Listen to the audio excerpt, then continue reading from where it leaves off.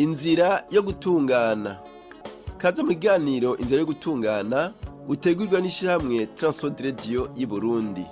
Inzira yo gutungana ni ikiganiro kigufasha guhitamwo ukuri kw'ijambo ry'Imana.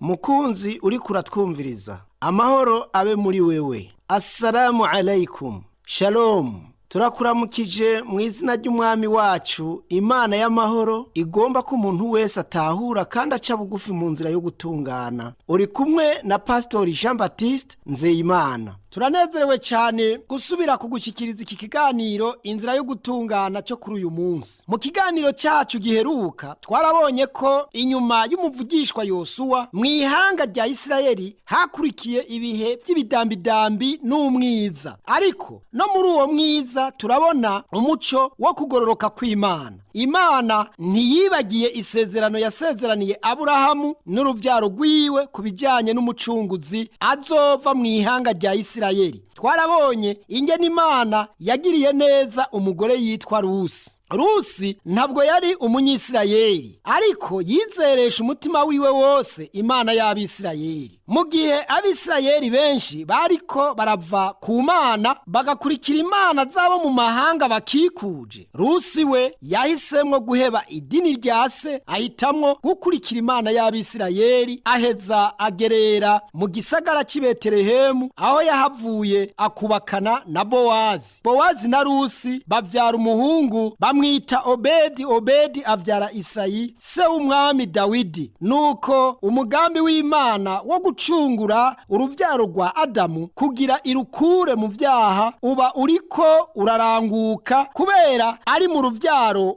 rwa Dawidi umucunguzi w'isi yaragiye kuvamwo. I Betelehemu mu gisagara Dawidi yabamwo, umucunguzi niho yavukiye. Umuvugishwa Dawidi aravugwa cyane mu vyanditswe vyeranda, izina ryiwe riseruka inshuro zirenga 1000. Mukunzi, niba ushaka kunguka ubumenyi kuvyerekeye uwuvugishwa n'Imana Dawidi, wongere wumve amajambo aryoshe yanditse muri Zaburi, turagutumiriye kudutega yompi mu kiganiro cy'uyu munsi no muri ibi bitatu bikurikira. Uyu munsi turaza gusoma igitabo cyanditswe na Samweli. Iki gitabo cera kirakomeye cyane mu vyanditswe byose by'abavugishwa, kubera kirimwe inkuru z'ubuzima bwa Samweli n'abami batatu ba mbere ba Isirayeli, Sawuli, Dawidi na Salomo. Nk'uko twabibonye, Imana yahaye Abisirayeli abarongozi nka Mose, Yosuwa. Nubwo vyari uko, Uhoraho Imana yabakuye mu buja barimwo muri Egiputa, niyo yari umwami wabo agororotse. Imana yabategetse gushinga ihema kugira isanze ko ubwiza bwayo yagomba kuba umwami wabo. Bategerezwa kuyubaha no kuyikurikira yonyene, ariko benshi mu Bisirayeli ntibahimbawe no kugira Imana nk'umwami wabo, maze bishakira kumera nk'ayandi mahanga yose y'isi, barondera umwana w'umuntu kugira babere umwami. Mu gice c'8 cy'igitabo cya mbere cyanditswe na Samweli, ivyanditswe vyeranda biravuga biti: nuko abakuru b'Abisirayeli bose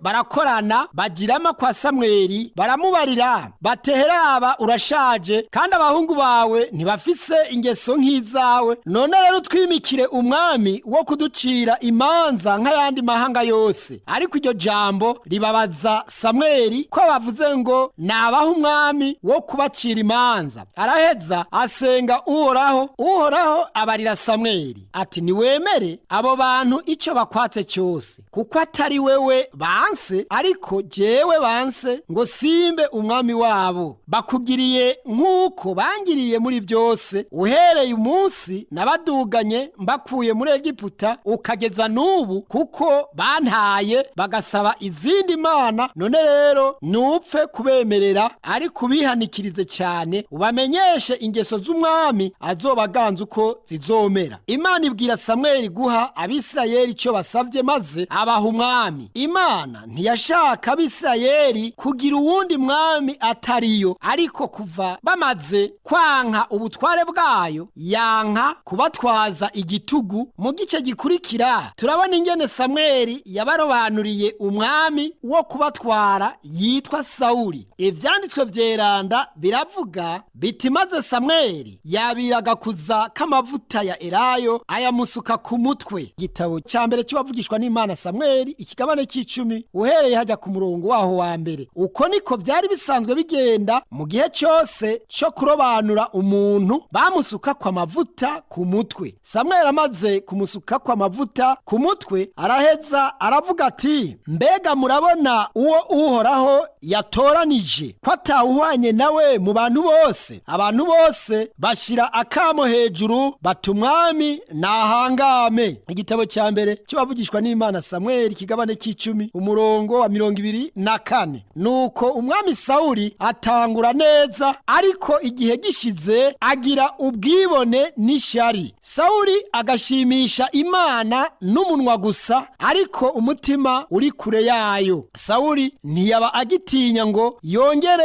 yubahe ijambo ry'Imana, maze akora ibidahimbara mu maso y'Imana. Nk'uko ubandanije usoma hajya mu gitabo cy'uwavugishwa n'Imana Samweli cya mbere uhereye nyene hajya ku karongo kaho k'10 kubandanya, haravuga ngo maze ijambo ry'Uhoraho riza kuri Samweli riti, ndicujije icyatumye nimika Sawuli, kuko yamvuye ko akanka gukora ivyo namubariye. Maze Samweli araraka akesha ijoro atakambira Uhoraho. Bukeye akoroka kare ngo aje gusanganira Sawuli. Maze Samweli ashikira Sawuli. Sawuli aramubarira aturagahezagirwa n'Uhoraho, ico Uhoraho yambariye nagishikije. Samweli aramwishyura ati, mbega Uhoraho ahimbagwa n'ibimazi vyoswa n'ibindi bimazi gusumba umwumviye? Erega kumvira gusumba ibimazi no kuyoboka gusumba ibinure vy'imfizi z'intama. Kuko ubugarariji arico kimwe n'icyaha cy'ubupfumu, kandi kuba ntagondwa ni kimwe no gusenga ibishushanyo n'ibigirwamana. Ko wanse ijambo ry'Uhoraho, nawe yanse kuba ku ngoma. Nuko Samweli abwira Sawuli ko agiye kwakwa ubwami bugahabwa uwundi. Mu gice gikurikira ivyanditswe vyeranda biravuga hajya mu gitabo ca mbere cy'abavugishwa n'Imana Samweli kigabane c'16 uhereye ku murongo waho wa mbere kubandanya, haravuga hati, maze Uhoraho abaza Samweli atuzogeza ryari kuririra Sawuli, kandi namaze kwanka kwaba umwami w'Abisirayeli? Uzuza ihembe ryawe amavuta, uheze uze ngutume kuri Isayi w'i Betelehemu, kuko nironkeye umwami mu bahungu biwe. Samweli arasiguza ati, nogenda nte? Erega Sawuli niyavyumva azonyica. Uhoraho aramwishyura ati, hitana inka y'ishashi ugende uvuga uti, nje gushikanira Uhoraho ikimazi. Uheze uhamagare Isayi aze kuri ico kimazi, nanje nzokwereka uko uzogenza, uzondobanurize amavuta uwo nzokurangira. Nuko Samweli agenza nk'uko Uhoraho yamubwiye, aja i Betelehemu. Ashitseyo abakuru b'igisagara baza kumusanganira bahinda agashitsi, baramubaza bati, mbega ugenzwa n'amahoro? Ategome n'amahoro, nzanywe no gushikanira Uhoraho ikimazi. Nuko nimwiyeze muze tujyane kuri ico kimazi. Kandi yeza Isayi n'abahungu biwe abahamagara kuza kuri ico kimazi. Nuko bashitseyo abonye Eliyabu aribwira ati, nta gukekeranya Uhoraho agira yimikisha amavuta nguyu imbere yiwe. Ariko Uhoraho abarira Samweli ati, ntacyo uraba ishusho yiwe canke ikireho ciwe, kuko ntamushimye. Erega jewe sindaba nk'uko abantu baraba, kuko abantu baraba ku rukoba gusa, ariko jewe Uhoraho ndaba mu mutima. Maze Isayi ahamagara Abinadabu amwereka Samweli. Samweli aravuga ati, n'uyu nyene Uhoraho siwe yatoranije. Isayi arongera amwereka Shama. Naho nyene Samweli aravuga teka, n'uyu nawe siwe Uhoraho yatoranije. Nuko Isayi yerekana ndwi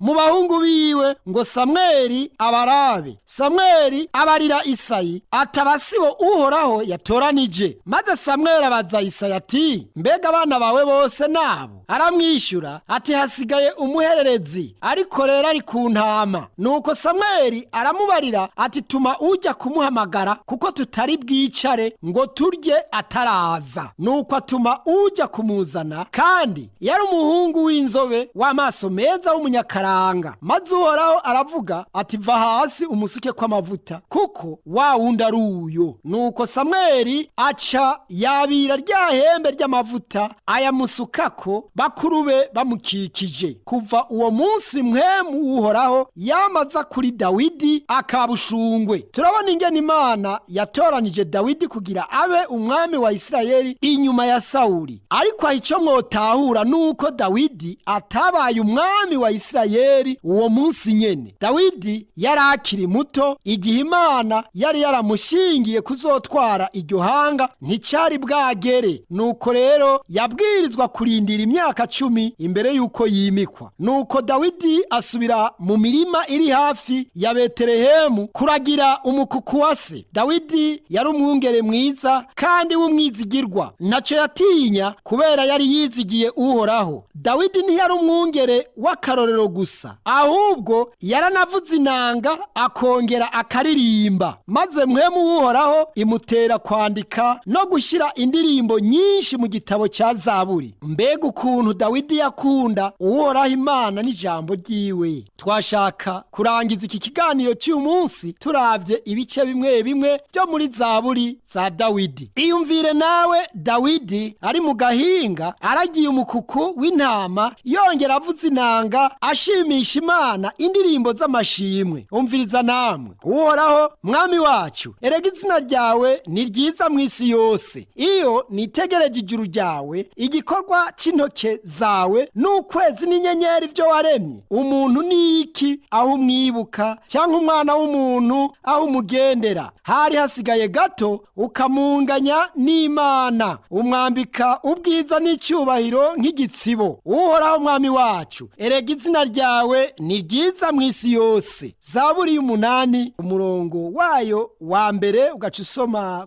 hajya ku murongo wa 3 kugeza kuri 5, ugaca usimba ugasoma ku karongo k'9. Ijambo ryawe ni itara rimurikira ibirenge vyanje, n'umuco umurikira mu nzira yanje. Nabitse ijambo ryawe mu mutima wanje ngo noye kugucumurako. Zaburi 119 ku murongo waho w'105. Ivyagezwe by'Uhoraho biratunganye rwose, bihembura ubugingo. Ivyo Uhoraho yashingiye intahe nibyo kwizerwa, biha umutungu ubwenge. Ivyagezwe Uhoraho yigisha biragororotse, binezereza umutima. Ivyo Uhoraho yageze nibitanduye, bihwejesha amaso. Nivyo kwipfuzwa kuruta izahabu, naho zoba izahabu nyinshi zitarimwo inkamba. Bisosa kuruta ubuki n'umutsama w'ikigigu utonyanga. Kandi nivyo biburira umusavyi wawe kuvyitondera, harimwo impera nini. Zaburi ya 19 umurongo waho w'indwi n'umunani ugaca usoma ku murongo wa 10 n'uwa 11. Uhoraho niwe mwungere wanje sinzokena, ambyagiza mu cyanya cy'ubwatsi butotahaye, andongorera iruhande y'amazi adasuma, aremesha umutima wanje, anyobora mu nzira zo kugororoka kubw'izina ryiwe. Mbere naho noca mu mwonga w'igitutu cy'urupfu, sinzogira ikibi ntinya, kuko uri kumwe nanje. Inyobozo yawe n'ubuhiri bwawe nivyo bimpumuriza. Untegurira ameza mu maso y'abansi banje, wansize amavuta mu mutwe,